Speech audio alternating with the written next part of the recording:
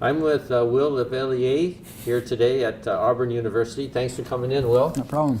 Will's going to talk to me about his aviation career. And Levellier, that's French. You wouldn't happen to be from like Quebec or someplace, would Nope. you? Nope, I'm from Atlanta, Georgia. Yep. From Atlanta. Born and raised. Well, Atlanta's a big place. Any particular part of Atlanta? What suburb? Or? Sandy Springs area, Marietta. Yeah. When did the aviation career start? When was your first flight?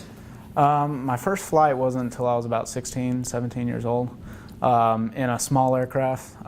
My parents used to take me on all their business trips and stuff, so I've been flying on commercial jets since I was like 5 or 6.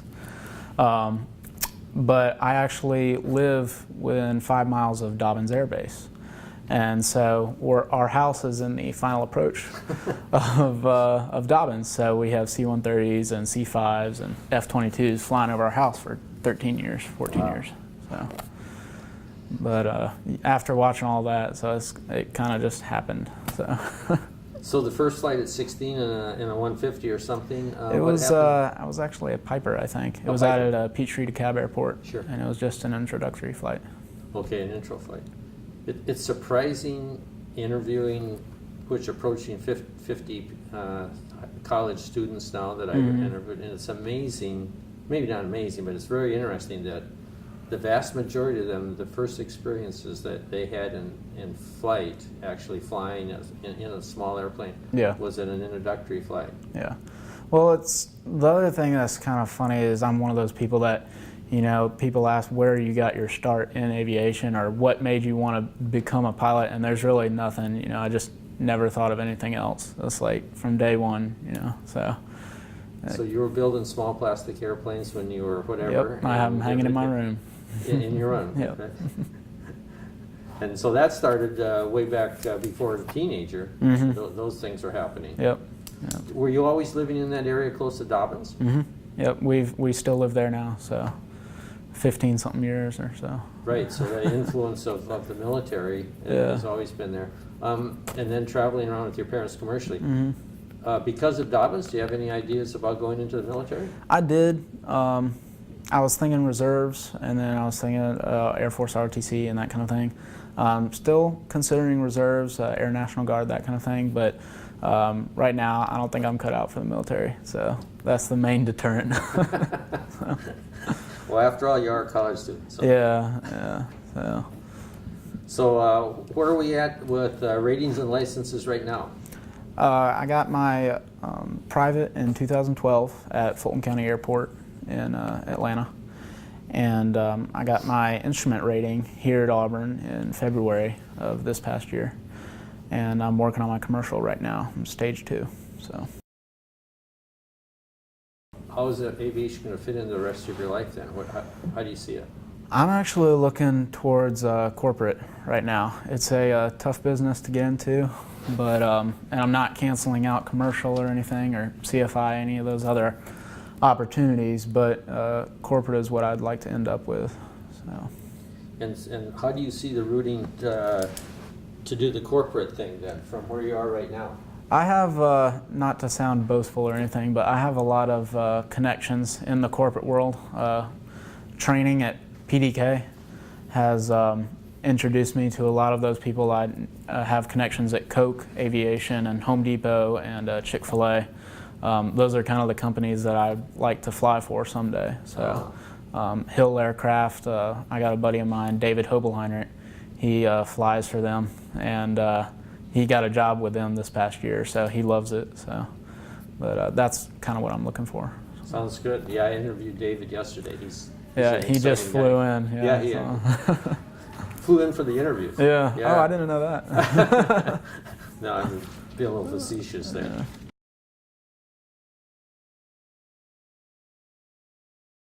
Yeah. Do you do any kind of networking to get into these other corporations, or how do you get in there? It's a long list of stuff. One of the main ones is my flight school, actually. It's a nonprofit organization called ACE, Aviation Career Enrichment. And it's primarily for underprivileged kids, but they're open to, you know, everyone.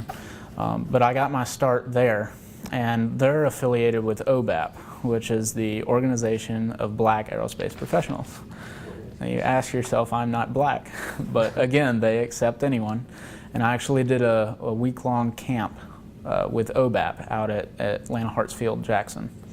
And they took us around to all areas of aviation. You know, we got to go explore the hangars there at Delta and you know, the Hartsfield Airport, everything.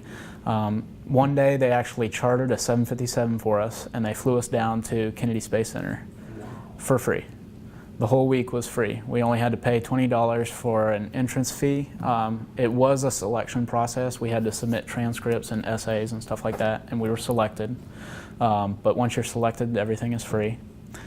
And so that's how I found out about ACE. And so the next year I went and I got into ACE, and that's how I started flying, my flight training. And through there I met Mr. Alexander, who was my instructor.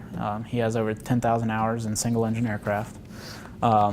Pretty much everyone in the Southeast that's a black pilot knows him.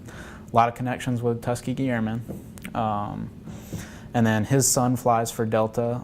A lot of his friends and alumni from ACE, they give back to ACE by coming and speaking, and Sure. they're Delta employees, captains, first officers, ExpressJet, all that stuff. And so just talking with them a lot, you know, opens up a lot of connections. So I've Wow. maintained those through the years. So. Yeah.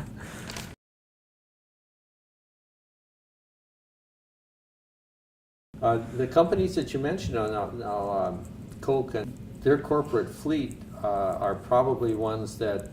How do you step into those positions? Because they're It's very difficult, and that's what I've been hearing since I started telling people about it. Sure.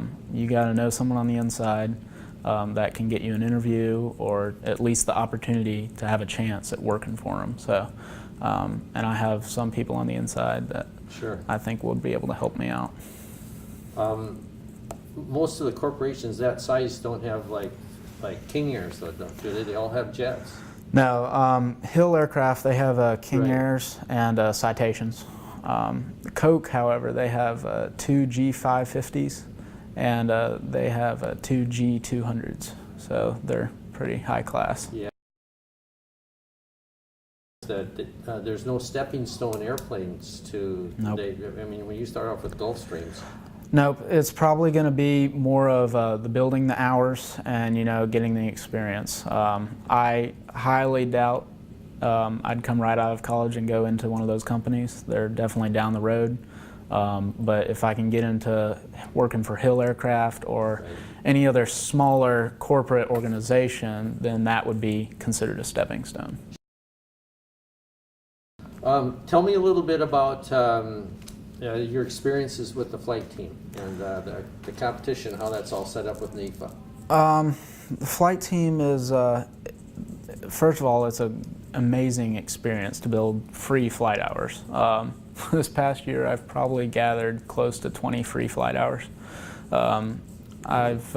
It's opened many doors for me. Like I said, I'm the safety boss. I'm the new safety boss for the team. So anything that happens on the ramp technically cannot happen without my say-so in terms of our team in competition.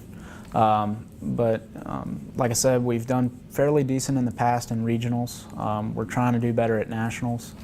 But it all kind of comes back to money, which is a big struggle for us. So. Sure. And who's in your region that usually comes out of here that is your main competitor? Embry-Riddle's #1 for Daytona. us.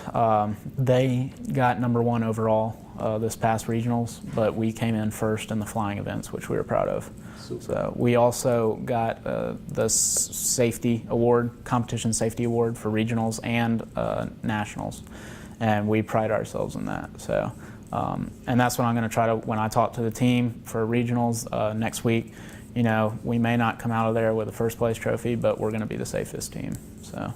And what entails, what do you do to get that kind of prominence and safety? We do have a presentation where we go present our procedures and some of our operations to a designated judge or whatever. And we talk to him about those and why they apply. But it also goes back to the ramp safety. something we started up at Nationals. We actually all walk in a line. It sounds really weird and it kind of looks stupid, but we have our safety vests on, and once we leave the hangar, we walk in a single file line out to the plane, and we stand in line. We don't move until the safety boss tells you to move. And then we do our job, get back in the line, and walk back to the hangar. And it ensures that no one's getting their head chopped off by a prop, no one's in the way of a plane, you know, safe. So. Absolutely. Where did that come from? It actually came from one of our team members, Andrew Newby. He is a Marine, and he kind of initiated it, and we, you know, held on to it. So, but it seemed to be very effective with the judges. So. And it's producing results with Yeah, awards. yeah. Well, the thing that people forget is they're all about, you know, the landing competition, the bomb drop, the ground events. The event is called SafeCon. The overall goal is to be safe. So like I said, you know, we may not win first or second. It'll be a bummer, but, you know, if we get the safety trophy, then that's what matters most. So, yeah. Because we can go out and we can tell, you know, prospective students, we can tell, you know, everyone that we're the safest school. Exactly, So. exactly. Just not looking forward to flying back up there again. Yeah, let's see from here. What's that about? You have at least one fuel stop, if not two, right? Did we have one? Yeah, we had one fuel stop on the way up. So it wasn't really the fuel that was the issue. We always run into weather going up there. Bad weather. We had a cold front come in right when we were going up there. So we took off from Auburn. I forget which day it was, but it was overcast at like 800. So we took off and we were in the soup right after takeoff, and we were in the soup for probably a good hour and a half or so. And then we hit storms, thunderstorms going into Ohio. So yeah, a lot of IMC time. But you watched the collage, right? Yeah. You see all of it on there. Yeah, I remember that brought back bad memories. Yeah. We actually, it was nice because me and two of our other guys flew up to Oshkosh, and we represented Auburn for the first time at Oshkosh. And just the three of us flew a plane all the way up there. And we had a 40-knot headwind the whole way. And so it was about a 12-hour day. And we had 2 fuel stops in there and 8 total hours of flying. So, To get to Oshkosh. yeah. Wow. And how did you set up at Oshkosh? Did you have a booth or something? Yeah, we were actually in the College Park tent. It was like I said, it was our first time there. So we had Dale Watson, who was our director, and we had Brian Kingston, who's the president of the flying team, myself, and James Hall, who's a aerospace engineering student, and also a member of the team. And so we all flew up there, and we set up a table and booth inside of this massive tent along with several other universities. Sure. And it was just kind of seat of the pants thing. I found out 4 days before we were supposed to go that we were going up there. So I had never been to Oshkosh, so I jumped on that bandwagon quick. What did you think?